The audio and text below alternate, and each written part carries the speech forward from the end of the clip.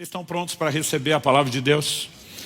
Então abra por gentileza a sua Bíblia na Epístola de Paulo a Timóteo, primeira Epístola de Paulo a Timóteo, capítulo 1, versículo 17. 1 Timóteo, capítulo 1, verso 17. Eu quero tomar esse texto como aquilo que vai estabelecer a diretriz da nossa conversa, da nossa reflexão nessa manhã. E o texto sagrado diz assim: ao Rei eterno, imortal, invisível, Deus único, honra e glória para todos sempre. Amém. O apóstolo Paulo dirige aqui uma exaltação a Deus. Essa exaltação apresenta não apenas o que a gente vai classificar como adjetivos, né? São classificações, descrições, características, atributos do próprio Deus. Então, junto com a expressão Rei eterno, imortal, Deus único, nós temos aqui a expressão invisível. Essa palavra aqui, traduzida como invisível, de acordo com os léxicos no original grego, é auratus. Ela significa despercebido, o que não pode ser visto, ou como a maioria das traduções apresenta o tempo todo em que ela aparece invisível. E a ideia de observar essa descrição de Deus como invisível é reconhecer que mais do que uma característica ou adjetivo, é uma descrição que Deus faz de si mesmo nas Escrituras, né? É uma das maneiras como ele decidiu revelar ou apresentar a si mesmo e dizer: eu sou Deus invisível. Essa afirmação é sustentada por outras declarações das Escrituras. Por exemplo, em João, no capítulo 1, no verso 18, a palavra de Deus diz: ninguém jamais viu a Deus. O Deus unigênito que está junto do Pai é quem o revelou. E em João, no capítulo 5, no verso 37, Jesus diz: o Pai que me enviou, esse mesmo é quem tem dado o testemunho de mim. Vocês nunca ouviram a voz dele, nem viram a sua forma. A declaração nem viram a sua forma é importante aqui. Em Colossenses, no capítulo 1, no verso 15, o apóstolo Paulo, referindo-se a Jesus, diz: ele é a imagem do Deus invisível. O mesmo apóstolo Paulo, em 1 Timóteo 6,16, exalta a Deus dizendo: o único que possui imortalidade, que habita em luz inacessível, a quem ninguém jamais viu nem é capaz de ver. A ele honra e poder eterno. Amém. E por fim, o apóstolo João, em 1 João 4,12 diz: nunca ninguém viu a Deus. A razão de mexer em tantas declarações é mostrar que essa recorrência leva a ideia além do patamar de informação, leva ela para o terreno da ênfase. E qual é a razão de Deus enfatizar isso? Ou eu diria mais, qual a razão de Deus escolher manter-se invisível aos nossos olhos? O Deus que não é visto, o Deus que não aparece com nenhuma forma. Qual é o motivo? Ao longo dos anos, meditando nas Escrituras, eu percebi pelo menos 3 razões pelas quais Deus decidiu manter-se como Deus invisível, que não se apresenta com nenhuma forma visível aos nossos olhos. A primeira delas gira em torno da questão da fé. Em Abacuque, no capítulo 2, no verso 4, a Escritura diz: o justo viverá da fé. Essa afirmação é repetida em Romanos, em Gálatas, em Hebreus, e é uma diretriz muito específica para nós que vivemos a nova aliança. E qual é a definição de fé? Hebreus capítulo 11, verso 1 diz que a fé é a certeza de coisas que se esperam e a convicção de fatos que não se veem. Logo, a fé é justamente a convicção do invisível. É por isso que Paulo diz em 2 Coríntios, no capítulo 5, no verso 7, visto que andamos por fé e não por vista, porque andar por fé é não depender de absolutamente nada que se vê, né? A fé tem os seus próprios olhos, a sua própria capacidade de enxergar aquilo que os olhos naturais não enxergam. Então em Hebreus 11, 27, a Bíblia fala que Moisés ficou firme como quem vê o invisível. E para mim faz todo sentido. Se Deus estabelece um padrão de relacionamento conosco que envolve a fé, que é a convicção do que não se vê, que ele não se mostre com nenhuma forma. Mas, estudando a Escritura, eu percebi um segundo motivo pelo qual Deus decidiu não se revelar com nenhuma forma. Isso diz respeito à questão da idolatria, ou da questão do homem de produzir ídolos, figuras, e Deus de fato garantiu que isso não acontecesse. Então, quando no livro de Deuteronômio, a expressão Deuteronômio significa segunda lei, ou repetição da lei, Moisés não apenas vai repetir os principais mandamentos que Deus deu, mas ele vai mexer também no que a gente chama dos highlights, dos melhores e piores momentos da jornada de Israel. Em Deuteronômio 4, se referindo à maneira como Deus se revelou à nação de Israel no cume do Sinai, lá no Monte Horebe. Então logo eles saem do Egito, ele diz o seguinte, eu vou ler aqui Deuteronômio capítulo 4, verso 12, depois eu vou ler dos versos 15 ao 18, e depois eu vou pular direto por 23 ao 24.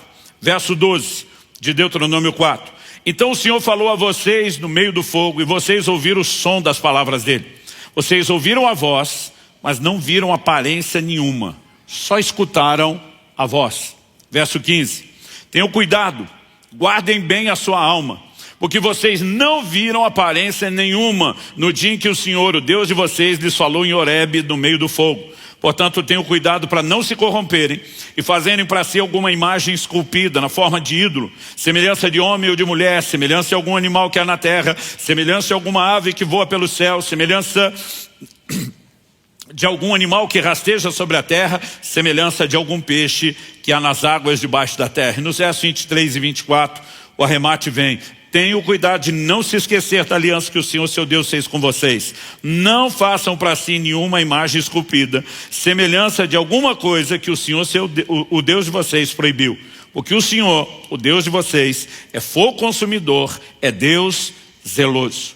Então Deus garante, por meio de não revelar-se com nenhuma forma, que eles não migrassem, para uma tentativa de reproduzir ídolos, o conceito da divindade na forma de algo que fosse visível, tangível, palpável. O terceiro motivo, acredito que esse também possa ganhar uma atenção especial da nossa parte, diz respeito ao que eu quero classificar como a questão da limitação humana. Em Êxodo, no capítulo 33, Moisés faz um pedido a Deus que seria atendido, mas dentro de condições específicas. Moisés diz para Deus, me mostra a tua glória.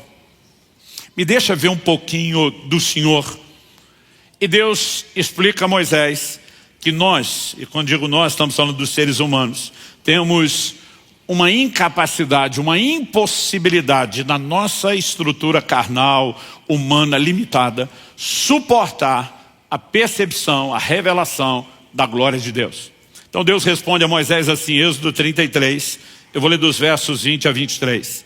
E acrescentou, você não poderá ver minha face, porque ninguém verá minha face e viverá. Disse mais o Senhor, eis aqui um lugar perto de mim, onde você ficará sob a rocha. Quando a minha glória passar, eu porei você numa fenda da rocha. O cobrirei com a mão até que eu tenha passado. Depois, quando eu tirar a mão, você me verá pelas costas, mas a minha face ninguém verá. Deus está dizendo, não é porque eu não me revelei com forma alguma, que eu não tenho uma forma a ser apresentada. Mas Deus diz para Moisés, se você me encarar, você está morto, literalmente. Você não tem estrutura para suportar isso. Então Deus está dizendo para Moisés, eu vou permitir que você possa experimentar algo bem limitado, bem dosado, de maneira a suportar e ter uma leve noção daquilo que você não tem condições de suportar na sua plenitude. Então o que percebemos não é um Deus que resolveu ser o Deus invisível no relacionamento conosco, que não se aparenta com nenhuma forma por não tê-la, mas justamente porque, entre outros motivos, além de nos chamar para a fé, de não querer a reprodução na forma de imagens e ídolos, também está dizendo, vocês não têm condições de suportar. Aliás, é essa a explicação de Deus a Moisés, que nos ajuda a resolver um outro impasse, que para alguns é uma aparente contradição. Eu sempre destaco aparente porque a Bíblia não se contradiz. Eu digo sempre às pessoas, diante de qualquer aparente contradição, você só tem um desafio de interpretação. Porque a mesma Bíblia que sustenta, e eu fiz questão de ler vários textos, que ninguém viu a Deus, que Deus é o Deus invisível, também relata outros momentos como esse, onde Moisés viu o Senhor. Agora, isso que nós chamamos no Antigo Testamento, na teologia, nós classificamos como teofania, significa uma aparição de Deus, são sempre manifestações limitadas. Por exemplo, em Êxodo 24, depois que Deus revelou a glória no Sinai, nós percebemos o próprio Deus convidando Moisés, Arão, 2 dos seus filhos e 70 dos anciãos para uma experiência especial. Êxodo 24, 9 e 10 diz assim: Moisés, Arão, Nadab e Abiú e 70 dos anciãos de Israel subiram o monte e viram o Deus de Israel, sob cujos pés havia como que uma pavimentação de pedra de safira, que se parecia com o céu na sua claridade. Deus não estendeu a mão contra os escolhidos dos filhos de Israel. Eles viram Deus, comeram e beberam. Traduzindo, não morreram. A ênfase da visão tem muito mais a ver com os pés de Deus do que qualquer cenário de uma percepção completa. Mas a Bíblia diz que viram. Gideão, o registro está em Juízes capítulo 6, versos 22 e 23. A Bíblia nos mostra que o anjo do Senhor apareceu a Gideão. Quando você estiver lendo, especialmente essa descrição, ela vai ser recorrente no Antigo Testamento. Quando você lê a expressão o anjo, artigo definido, não um anjo, artigo indefinido, um qualquer, o anjo. Aliás, a maioria das traduções bíblicas já põe um A maiúsculo quando você tem o artigo definido o anjo. O que nós temos é uma teofania, uma aparição de Deus. Ao anjo do Senhor, a Escritura atribui não apenas ações que só cabem a Deus, declarações e atributos que pertencem só a Deus. Portanto, entende-se, são manifestações do próprio Deus. Então, Gideão constata, Juízes 6, 22, quando Gideão viu que era o anjo do Senhor, diz: ai de mim, Senhor Deus, pois vi o anjo do Senhor face a face. Mas o Senhor lhe disse: que a paz esteja com você, não tenha medo, você não morrerá. O mesmo pavor se apodera dos pais de Sansão, quando o anjo do Senhor aparece. E eles trazem o holocausto é aceito, a forma como o anjo do Senhor se revela naquele momento. O pai de Sansão, Manoá, diz: certamente vamos morrer porque vimos a Deus. A mulher dele responde: se o Senhor Deus quisesse nos matar, não teria aceito das nossas mãos o holocausto, a oferta de cereais, nem nos teria mostrado tudo isso, nem nos teria revelado essas coisas. O relato está lá em Juízes 13, de 20 a 23. Ainda podemos citar Isaías capítulo 6, verso 1, quando o profeta diz: no ano em que morreu o rei Uzias, eu vi o Senhor assentado no seu alto e sublime trono. A reação do profeta no verso 5: ai de mim, estou perdido. Outras traduções dizem: eu vou perecer. O que significa? Eu vou morrer. Porque diz: os meus olhos viram o rei, o Senhor dos exércitos. Nenhuma dessas experiências as pessoas realmente viram Deus na sua definição, na sua expressão, na sua glória, na sua plenitude. É quase como se Deus dissesse: está mais para um vislumbre do que para uma visão. Eu quero mostrar alguma coisa que apenas provoque e empolgue vocês, mas nem vocês, depois do que viram, vão poder dizer que me viram de fato, porque eu sou bem maior do que isso. Aonde eu quero chegar com essa tentativa de encontrar motivos? Ao longo dos anos, eu ficava observando isso. Deus decidiu ser o Deus invisível, esse é um dos seus atributos, a forma como ele se revela, o que nos chamou a um lugar de fé. Isso para mim é suficiente. Ao mesmo tempo, ele queria prevenir que nós não migrássemos para a prática da idolatria. Isso faz todo sentido. Terceiro, ele está nos poupando de algo que é impossível suportarmos. Uma revelação plena e completa de si acabaria conosco nesse momento. Há uma esperança, um alento dentro de mim. Porque o apóstolo Paulo, escrevendo aos Coríntios, ele fala de um dia quando conheceremos como somos plenamente conhecidos. Significa que esse mistério não permanecerá por toda a eternidade. Um dia teremos acesso à revelação plena, completa de Deus, não nessa carne que não pode suportá-la, mas já com um corpo transformado, e eu e você poderemos desfrutar disso. E simplesmente para mim eu dizia: isso tudo está bom. Eu consigo entender esses motivos e eu consigo aguardar pacientemente esse dia. No entanto, nesse mês, durante um tempo de oração, de leitura e revelação da palavra, eu senti o Espírito Santo chamando a minha atenção, dizendo: há um motivo que você ainda não percebeu. Eu não quero apenas que você perceba, eu quero que você fale a respeito disso com o meu povo. E, em particular, isso será a ênfase da minha mensagem hoje.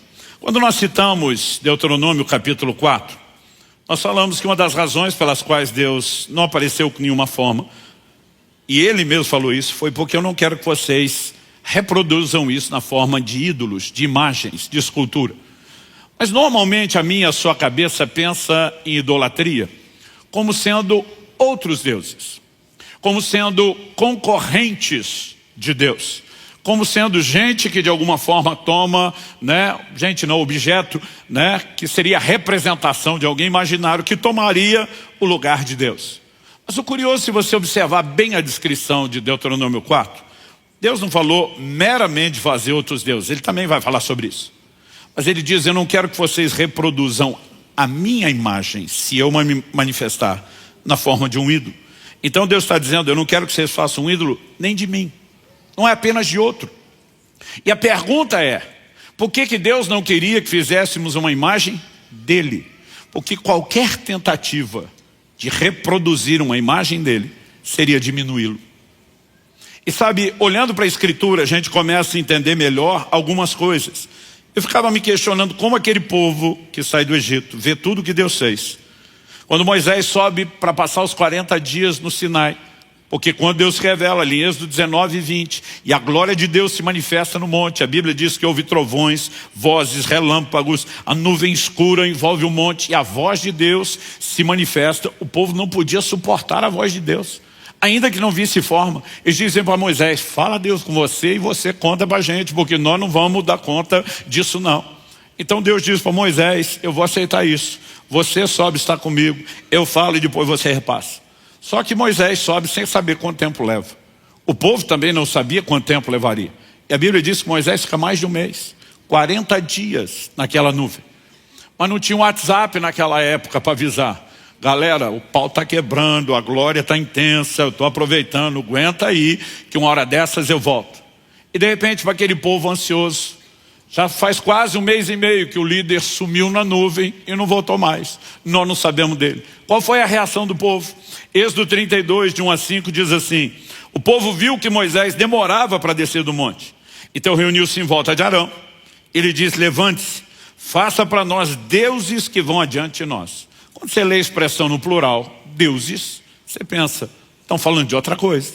Estão falando de outros deuses, obviamente.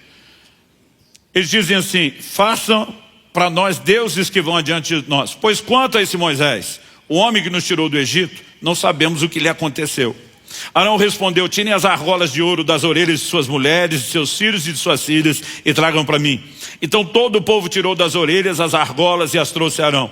Este, recebendo-as das mãos deles, trabalhou o ouro com buril, fez dele um bezerro de metal fundido. Então disseram, são estes, ó Israel, os seus deuses, que tiraram você da terra do Egito. Arão não está dizendo isso aqui é um Deus novo e diferente. Vamos arrumar uma coisa nova. O que Arão estava dizendo é, vamos tentar dar para vocês um contato visual, palpável, tangível, daquilo que vocês imaginam que é Deus. Arão está dizendo, é isso aqui que tirou vocês da terra do Egito. E olha o que diz o verso 5.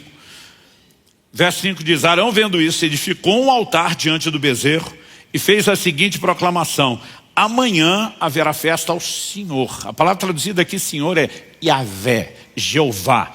Ou o tetragrama, 4 consoantes que não eram pronunciáveis, o nome sagrado de Deus.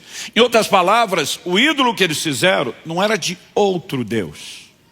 Era uma tentativa de reproduzir alguma imagem que os remetesse ao Deus que os tirou do Egito, ao Deus que eles iriam sacrificar. E isso, no entanto, não diminuiu a manifestação da ira de Deus a respeito do que fizeram. Por quê? Deus não queria que o reduzissem a nada que expressasse limitação. Por que que Deus não queria que houvesse limitação? Porque tem um problema de autoimagem?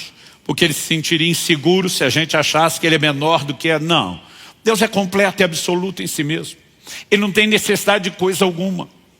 O apóstolo Paulo, pregando em Atenas, ele diz, Deus não é servido por mãos humanas como se necessitasse de coisa alguma. Ele é autossuficiente, ele é completo, ele é absoluto nele. E se você reconhecer ou não a grandeza dele, isso não diminui nem faz com que ele sinta mal. Então, porque Deus não queria que nós o limitássemos, porque ele sabia que se nós o limitássemos, o problema não seria dele, o problema seria nosso. daqueles a quem Deus ama, daqueles a quem Deus quer levar uma experiência mais profunda de desfrutar da grandeza dele, e toda limitação dele nos impede de viver aquilo que ele sonhou, que eu e você pudéssemos desfrutar. É por isso que ao longo da Escritura você vai ver protesto atrás de protesto de Deus, convite após convite de Deus, nos chamando a um lugar onde a gente não limite a imagem dele, o entendimento de quem ele é. Eu gostaria que você me acompanhasse no texto da Escritura. Eu vou ler uma quantidade de versículos um pouco maior do que o comum quando fazemos numa mensagem, mas eu preciso que você me acompanhe. Isaías capítulo 40. Eu quero começar no versículo 12 e nós vamos até o verso 26. Olha o que Deus, por meio do profeta Isaías, está dizendo ao povo. Quem na concha de sua mão mediu as águas e tomou a medida dos céus a palmos. Deus está chamando o povo a pensar. Vocês olham para os mares, essa quantidade de água que vocês não conseguem mensurar. E disso aí eu brinco, é na palma da minha mão. Quem que mediu os céus? Essa coisa que eu e você não conseguimos limitar ou mensurar. Ele diz isso aí, eu brinco de medir a palmos. Ele continua, quem recolheu o pó da terra na terça parte de uma vasilha, pesou os montes e colinas numa balança, quem guiou o Espírito do Senhor, ou como seu conselheiro o ensinou, com quem ele se aconselhou para que lhe desse compreensão, quem lhe ensinou a vereda da justiça, ou quem lhe ensinou sabedoria, quem lhe mostrou o caminho do entendimento. Eis que as nações são consideradas por ele como um pingo que cai de um balde e como um grão de pó na balança. Eis que ele carrega as ilhas como se fossem pó fino. O Líbano, que era conhecido não apenas pelos seus bosques, lenha, como pelos animais, e diz, o Líbano não seria suficiente para o fogo, e os animais de lá não bastaria para um holocausto. Diante dele todas as nações são como coisa que não é nada, e ele as considera menos do que nada, como um vácuo. Verso 18, com quem vocês querem comparar Deus? Com que imagem vocês o podem confrontar? Aí Deus toca no assunto da imagem dos ídolos. Quanto à imagem, esta é moldada pelo artífice. Depois o ourives a reveste de ouro e forja corrente de prata para ela. O pobre que não pode fazer tal oferta das joias, escolhe madeira que não apodrece e procura um artífice perito para fazer uma imagem esculpida que não oscile. Será que vocês não sabem? Será que não ouviram? Será que isso não lhes foi anunciado desde o princípio? Vocês não entenderam isso desde a fundação do mundo? Vocês não atentaram para os fundamentos da terra? Ele é o que está sentado sobre a cúpula da terra, cujos moradores são como gafanhotos. É ele quem estende os céus como cortina e os desenrola como tenda para neles habitar. É ele que reduz a nada os príncipes e torna em nulidade os juízos da terra. Mal foram plantados e semeados, mal se arraigou na terra o seu tronco, já secam, quando um sopro passa por eles e uma tempestade os leva como palha. Verso 25. Com quem vocês vão me comparar? A quem eu seria igual, diz o santo. Levantem os olhos para o alto e vejam quem criou essas coisas. Aquele que faz sair o seu exército de estrelas, todas bem contadas, as quais ele chama pelo nome, por ser ele grande força e forte em poder, nenhuma só vem a faltar. Em outras palavras, Deus está protestando, dizendo, parem de me diminuir. Eu sou muito maior do que vocês sequer podem imaginar ou mensurar. A pergunta, volto a fazer, é, porque Deus, de fato, esperava que eu e você não o limitássemos. Porque se eu e você limitamos sua imagem, nós não podemos desfrutar dele plenamente. Em Números 23, 19, a declaração que Deus faz sobre si é, Deus não é homem para que minta, nem filho do homem para que mude de ideia. Será que tendo ele prometido não fará? Ou tendo falado não cumprirá? Deus está dizendo, não me compare com seus semelhantes. Eu não sou um homem como os que você conhece para mentir. Eu não sou apenas um bom homem, eu não sou um super homem. Deus está dizendo, eu estou em outro patamar. E não há a menor chance de eu prometer e não fazer. Não há a menor chance de eu prometer e não cumprir. Agora, quem são as pessoas que viveram coisas diferenciadas, únicas, singulares? Gente que entrou numa percepção da grandeza de Deus, que deixou de limitar a imagem dele. Quando a Bíblia fala de Abraão, que é chamado pai da fé, que nos deixa pegadas de fé para seguirmos, Romanos 4, 20 e 21 diz assim, não duvidou por incredulidade da promessa de Deus, mas pela fé se fortaleceu, dando glória a Deus, estando plenamente convicto de que Deus era poderoso para cumprir o que havia prometido. É gente que entra na percepção, ele não é homem, ele não é um bom homem, ele não é só mais do que homem. Ele é o Deus Todo-Poderoso, Ele é grandioso, Ele é extraordinário, Ele tem um caráter inquestionável, irrepreensível, Ele está acima de qualquer suspeita.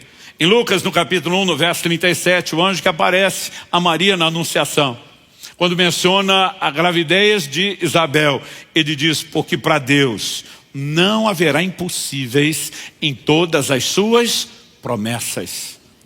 Em Marcos, no capítulo 10, no verso 27, a Bíblia diz, Jesus olhando para eles, para os discípulos, que não conseguiam entender a grandeza de Deus e as possibilidades que podemos acessar em Deus, e diz, para os seres humanos é impossível, contudo não para Deus. Para Deus, tudo é possível. O tempo todo Deus está tentando reprogramar a nossa visão, a nossa mente, e dizer, pare de olhar para mim como se fosse alguém pequeno, limitado, diminuto. Eu sou maior. Repito, não porque Ele tenha necessidade de nenhum tipo de reconhecimento. Quer você reconheça, quer não muda o que Ele é. Mas se você não reconhecer a grandeza dEle, muda o que você vai experimentar da parte dEle. E Deus quer que eu e você provemos mais. O rompimento espiritual, quer a gente fale de vida pessoal ou ministerial, depende do conhecimento de Deus que você temos.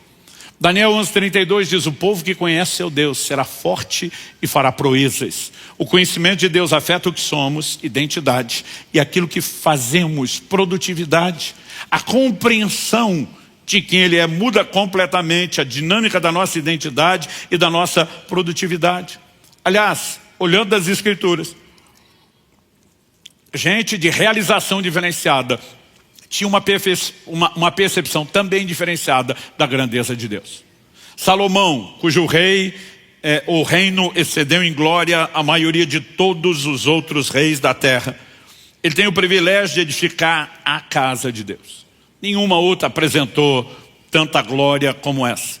Na hora de consagrá-la, segundo Crônicas, capítulo 2, versos 5 e 6, diz que Salomão afirma, o templo que edificarei será grande. Falei, na hora de consagrá-lo não, na hora de construir. O templo que edificarei será grande, porque o nosso Deus é maior do que todos os deuses. Ele está dizendo esses povos todos à nossa volta, para pegar uma imagem de um Deus fictício, imaginário, que eles inventaram, criaram, que não fala com eles, que não intervém, já tem alguma expressão, e diz, a do nosso, o verdadeiro, tem que ser maior. Mas olha o que ele diz. No entanto, quem seria capaz de lhe edificar um templo, visto que os céus e até os céus dos céus não podem conter? E quem sou eu para lhe edificar um templo, a não ser para queimar incenso diante dele? Ele está dizendo, acaso não é para ele? É só para que a gente tenha um pouco de contato com ele. Nem os céus dos céus podem contê-lo. O que dizer uma casinha dessa? Por mais que ela seja melhor que a dos outros. Ao longo das Escrituras, de alguma forma, me parece que isso é recorrente e vários textos vão apontando na mesma direção. Não podemos diminuir a Deus. Seja na hora das exaltações ao Senhor que são registradas, sejam protestos do próprio Deus, exortações, nós vamos sempre na mesma direção. Salmo 145:3, grande é o Senhor e muito digno de ser louvado. Sua grandeza é insondável.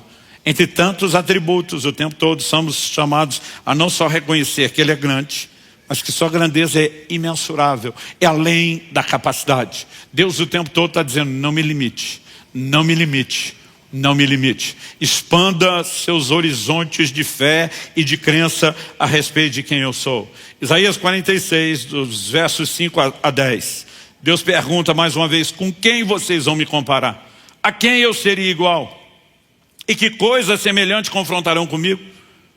Nesse momento, Deus está usando Isaías para confrontar a idolatria e diz assim, eles o põem, está falando do ídolo, eles o põem sobre os ombros, levam-no e o põem no seu lugar, e aí ele fica, do seu lugar não se move, falando do ídolo. Recorrem a ele, mas nenhuma resposta ele dá e não livra ninguém da sua tribulação. Lembrem disso e animem-se. Pensem a respeito disso, ó rebeldes. Lembrem-se das coisas passadas, das coisas da antiguidade, que eu sou Deus e não há outro. Eu sou Deus e não há outro semelhante a mim. Desde o princípio anuncio o que há de acontecer. Desde a antiguidade revelo as coisas que ainda não sucederam. Eu digo, meu conselho permanecerá em pé e farei toda a minha vontade.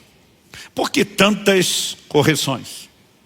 Porque Deus sabia que o tempo todo nós teríamos inclinações a limitá-lo.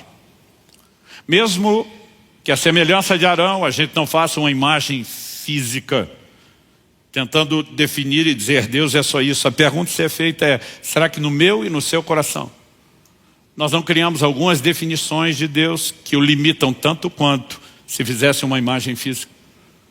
Será que muitas vezes a forma como eu e você olhamos para Deus, o que pensamos ou o que sentimos a respeito dele, não está mais para uma caricatura, uma distorção, do que na verdade para a revelação de quem ele é? É o tipo de questionamento que eu e você precisamos de fato fazer. E com isso não estou dizendo que eu e você não conheçamos nada de Deus. Mas muitas vezes nós estacionamos num nível e impedimos a nós mesmos de seguir além, de ir adiante. Moisés foi o camarada que mais viu sinais, prodígios e milagres. Mas tem um momento que ele está cansado do povo, cansado do ministério, cansado sem cargo, cansado da responsabilidade. Aquele povo que está sendo sustentado de forma sobrenatural com o maná começa a reclamar. Nossa alma tem fastio desse pão vil. Nós queremos é comer carne. E o Moisés está para o crime. Ele vai falar para Deus, eu não aguento mais. E Deus disse, vocês vão comer carne um mês inteiro. Eu acho interessante, Deus diz, vão comer até sair pelos narizes. E aí o que o Moisés vai falar para Deus? Números capítulo 11, de 21 a 23. Moisés, porém, respondeu, esse povo no meio do qual estou é de 600 mil homens de pé. Esses de 20 anos de idade para cima, arregimentados, alistados no exército. Suceder para cada um deles uma mulher, uma esposa. E 3 filhos, média generosa, tanto de esposa como de filho para aquela época. Você pode multiplicar o número por 5, foi a 3 milhões de pessoas. Nós estamos falando de uma Curitiba e meia. Então Moisés está dizendo, Deus, eu acho que o Senhor não fez as contas antes de prometer. Você consegue imaginar uma churrascada para 600 mil homens, o que dizer para 3 milhões? Agora Deus disse, vocês vão comer carne o mês inteiro. Moisés está dizendo, o Senhor não deve ter feito as contas. E aí ele continua e diz assim, e tu diz, eu lhes darei carne, eles comerão durante o mês inteiro. Quantos rebanhos de ovelhas e de gado teríamos de matar para que tivesse o suficiente? Ou será que bastaria se ajuntássemos para eles todos os peixes do mar? Moisés está dizendo, nem o Senhor dá conta. Porém o Senhor respondeu a Moisés, será que a mão do Senhor se encurtou? Agora mesmo você verá se a minha palavra se cumprirá ou não. A Bíblia diz que Deus fez chover codornizes a ponto de se empilharem. Deus disse, vocês vão comer até sair pelos narizes. E sabe o que ele está dizendo? Nem você, Moisés, sabe quem eu sou. Nem você entendeu de verdade aquilo que eu posso. Porque muitas vezes, quando estamos limitando a Deus, não significa que estamos dizendo que Ele não pode nada. Mas estamos dizendo que Ele pode menos do que o que Ele realmente pode. As limitações podem acontecer em níveis diferentes. Mas elas costumam acontecer dentro de nós. E Deus não quer que isso aconteça. Então o tempo todo Ele está dizendo, eu não me expressei com nenhuma forma, porque eu não quero que vocês me limitem.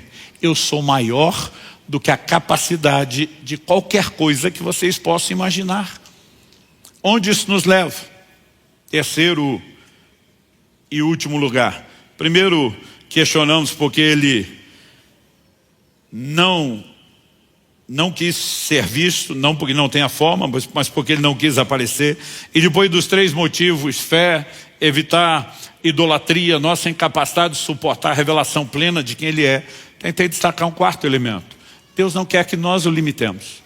Agora, para que nós não limitemos, eu acredito só tem uma solução prática para isso. E esse é meu terceiro e último tópico. Cresça na revelação. Cresça no entendimento de quem Deus é.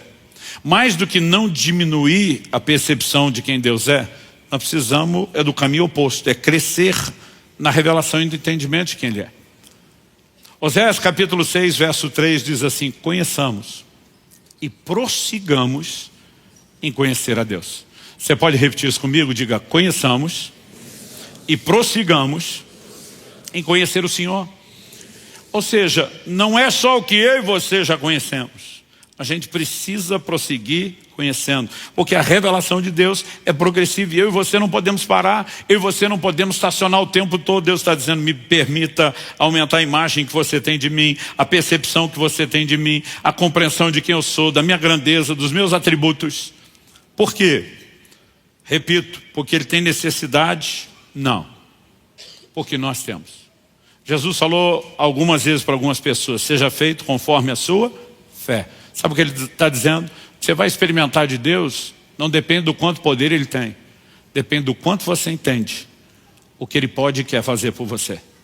E se eu e você limitamos essa compreensão, de alguma forma nós estamos botando um baita de um funil que impede uma manifestação que seria muito maior em meu e em seu favor. Em 1 Coríntios, no capítulo 15, no verso 34, Paulo corrige, e ele não está falando com o não crente, está falando com a crentaiada, com o povo da igreja.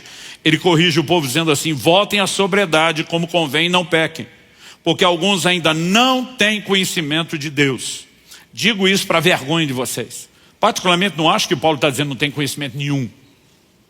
Mas está dizendo, ó, nesse quesito, o negócio está ruim para o lado de vocês. O conhecimento é mínimo. E vocês estão limitando o que poderiam experimentar da parte de Deus. Então a pergunta é, como eu e você podemos crescer na revelação de Deus? Eu acredito que o tempo todo a Bíblia nos chama a um lugar que não é meramente de um código de conduta, de um comportamento religioso, de preencher apenas requisitos comportamentais. Desde o início, o que Deus tem proposto ao homem é o relacionamento.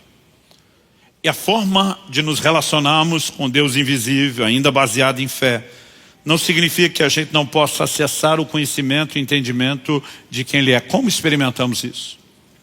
Um dos aspectos, e os dois estão voltados à maneira como nos relacionamos com Deus, que é ter tempo com Deus, tempo de qualidade com Deus. Um deles diz respeito à oração. Jesus diz, entra no teu quarto, fecha a tua porta, fala com o teu pai em secreto. Em outras palavras, ainda que ele seja invisível, se isole, separe-se para estar com ele. Porque no ambiente de oração, eu e você não vamos apenas apresentar petições que podem ser respondidas. E obviamente a resposta a essas petições nos ensina muito sobre quem Deus é, sobre o quão presente Ele pode ser na minha e na sua vida, sobre o que Ele quer e o que Ele pode fazer, mas é mais do que isso. Jeremias 33:3, Deus diz, invoca-me que te responderei. Mas não parou aí. Essa parte é bem legal, ver resposta às orações. Mas Ele diz, anunciar-te-ei coisas grandes e ocultas que tu não sabes. Sabe o que Deus está dizendo? O ambiente de oração não deveria ser um monólogo, onde você vem, fala tudo o que quer, depois vira as costas, sai e só espera eu atender tudo que você pediu. E diz que você deveria ir além de alcançar resposta às suas petições. E entrar no lugar onde eu começo a te mostrar coisas que você não sabe. Ah, pastor, vou te revelar coisas grandes e ocultas, não quer dizer que não seja sobre ele. E não há nada que diga que não possa ser. Quem vive uma vida de oração e de comunhão com Deus, sabe que se existe um ambiente para que a gente entenda as coisas, emana desse lugar. Agora, além da vida de oração, e daqui a pouco eu volto a falar sobre como isso turbina uma outra área, eu e você precisamos entender a importância de gastar tempo com a palavra de Deus. Eu e você temos um privilégio que os antigos não tinham. Ter nossas próprias cópias e versões da Bíblia para ler isso diariamente. Lá atrás, os sacerdotes tinham acesso a isso. Deus ordena que o rei tivesse uma cópia do livro da lei para ler todos os dias, mas não era todo mundo que tinha o privilégio. Eu e você temos o privilégio.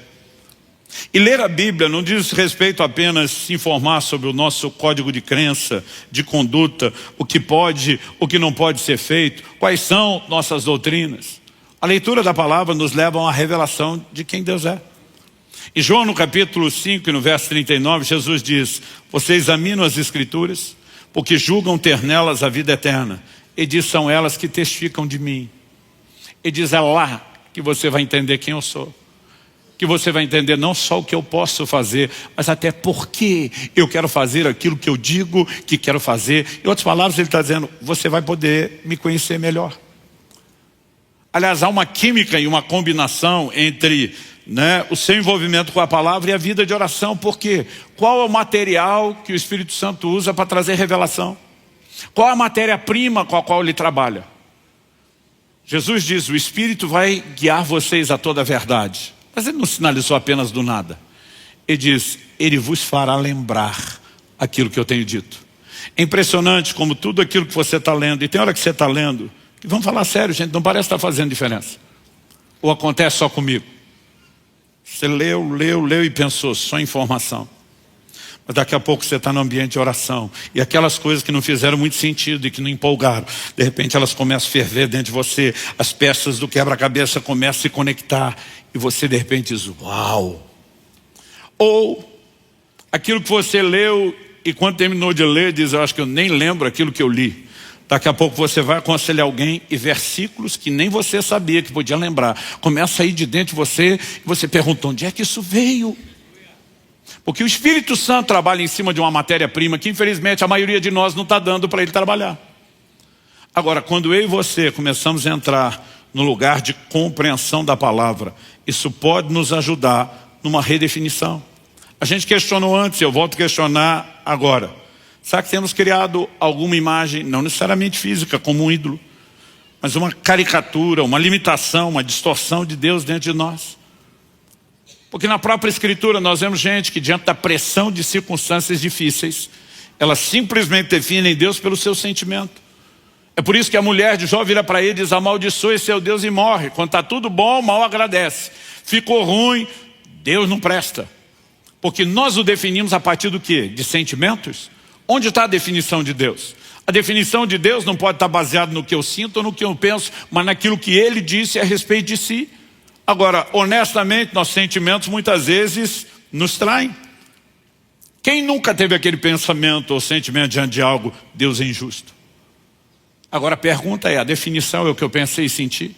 Ou o que ele diz na palavra? Hebreus 6,10. Porque Deus não é injusto para se esquecer do trabalho que vocês fizeram e do amor que mostraram para com seu nome, pois vocês serviram e ainda estão servindo aos santos.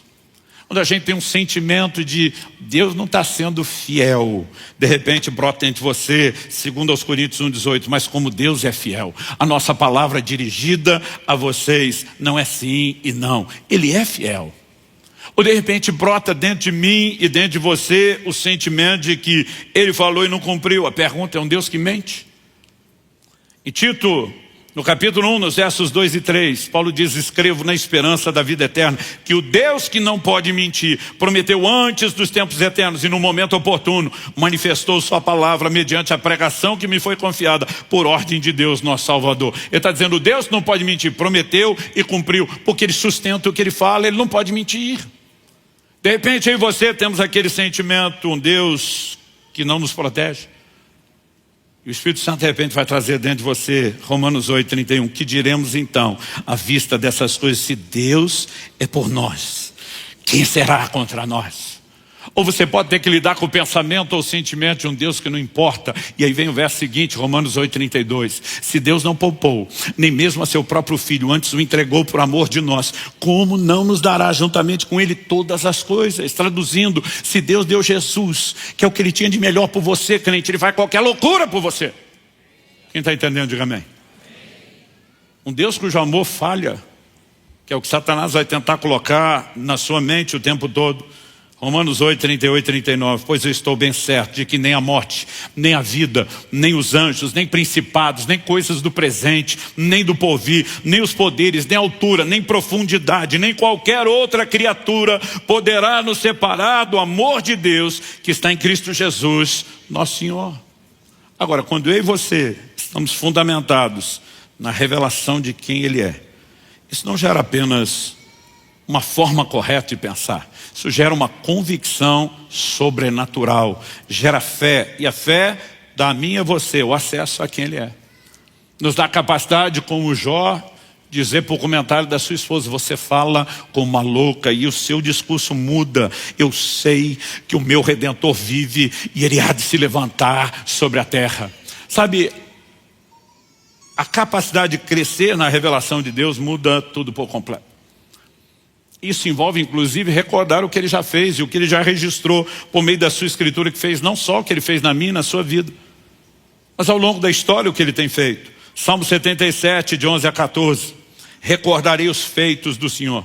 Certamente me lembrarei das tuas maravilhas da antiguidade. Meditarei em todas as tuas obras e pensarei em todos os teus feitos poderosos. O teu caminho, ó Deus, é de santidade. Que Deus é tão grande como nosso Deus. Tu és o Deus que opera maravilhas e entre os povos tem feito notório o teu poder. essa consciência, ela faz toda a diferença.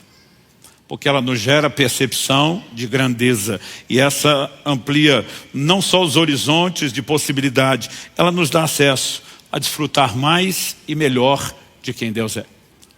Deus invisível está dizendo: eu nunca apareci com nenhuma forma, porque eu não posso deixar que vocês me limitem, senão isso será prejuízo para vocês.